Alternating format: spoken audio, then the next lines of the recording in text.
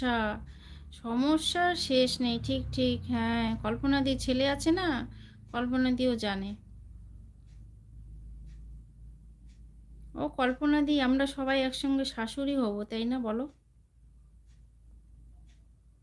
তখন বৌমাগুলো এসে আমাদেরকে রান্না বান্না শিখিয়ে দিবে, আমরা তো জানি না।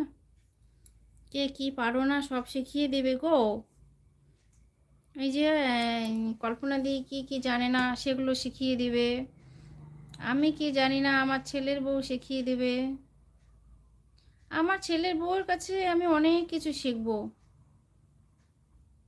নার্সের ট্রেনিং শিখবো, আমি বলছি গো, বিউটি পার্লারের ট্রেনিং শিখবো, তারপরে বহুত কিছু শিখবো।